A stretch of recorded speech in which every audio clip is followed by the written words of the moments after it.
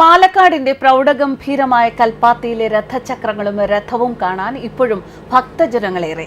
കൽപ്പാത്തി ക്ഷേത്രം 1425 AD നിർമ്മിച്ചു എന്നാണ് അവിടെ നിന്നും ലഭിച്ച ശിലാഫലകം രേഖപ്പെടുത്തുന്നത്. പ്രശസ്തമായ കാശി വിശ്വനാഥ സ്വാമി ക്ഷേത്രം സന്ദർശിച്ചു മടങ്ങിയ തമിഴ്നാട് മായാവരം സ്വദേശിനിയായ ഒരു തമിഴ് ബ്രാഹ്മണ സ്ത്രീ കൊണ്ടുവന്ന ശിവന്റെ ജ്യോതിർലിംഗമാണ് ഇവിടെ പ്രതിഷ്ഠിച്ചിരിക്കുന്നത്. പാലക്കാടിന്റെ സാംസ്കാരിക ആഘോഷം കൂടിയായ കൽപ്പാത്തി ഉത്സവം 10 നാളുകളാണ്. ഏതാണ്ട് 700 വർഷങ്ങൾക്ക് മുൻപ് ഇട്ടിക്കൊമ്പി അച്ഛൻ പാലക്കാട് ഭരിച്ചിരുന്ന കാലത്ത് നിലവിൽ വന്നു എന്ന് കരുതപ്പെടുന്ന ഈ ക്ഷേത്രത്തിന് ദക്ഷിണ കാശി എന്നും പേരുണ്ട്. കേരളത്തിലെ ഒരുപക്ഷെ ഏറ്റവും പഴക്കം ചെന്ന അഗ്രഹാരങ്ങളും കൽപ്പാത്തി ക്ഷേത്രത്തിന് ചുറ്റുമുള്ളവയാണ്. കോരയാറും മലമ്പുഴയും കൂടി ചേരുന്നതും ഇതിനടുത്താണ്.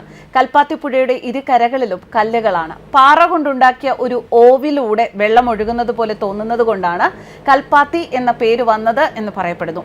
കൽപ്പാത്തി പുഴ എന്നത് ഭാരതപ്പുഴയുടെ ഒരു ഭാഗമാണ്. ദക്ഷിണ കാശി എന്നും ഇത് വിശേഷിപ്പിക്കപ്പെടുന്നു.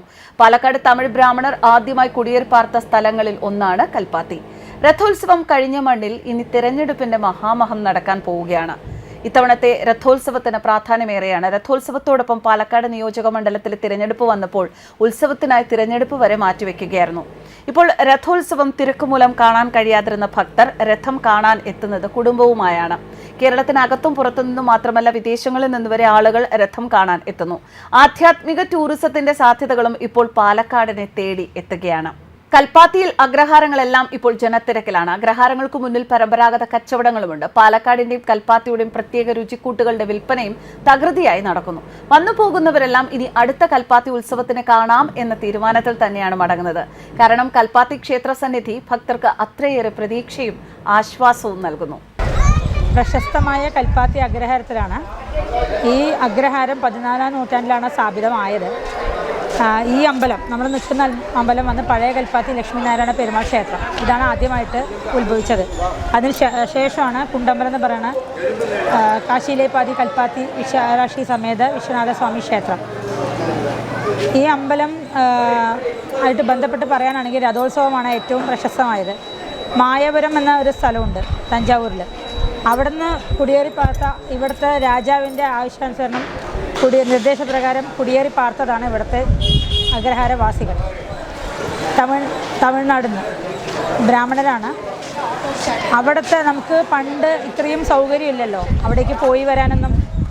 അപ്പോൾ അതിൻ്റെ ഒരു സ്മരണയ്ക്കായിട്ട് അവിടുത്തെ അമ്പലത്തിലത്തെ വിശേഷം അതേ സമാന രീതിയിലാണ് ഇവിടെ നടത്തുന്നത് കൽപ്പാത്തി രഥോത്സവം. 9 ദിവസത്തെ ഉത്സവമാണത്. കൊടിയേറിയിട്ട്, അതായത് ഐപ്പിശി മാസം എന്ന് പറയും തമിഴിൽ. നമ്മുടെ മലയാള മാസത്തിൽ തുലാം മാസം എന്ന് പറയും. തുലാം 30-നാണ് ഈ ചരിത്രപ്രസിദ്ധമായ രഥോത്സവം നടക്കുന്നത്. അതിന് മുന്നേ 9 ദിവസം മുന്നെയാണ് കൊടിയേറിയിട്ട് 9 ദിവസമായിട്ട് ആചരിക്കുന്നത്. 1, 2, 3 തേരുകളായിട്ടാണ്.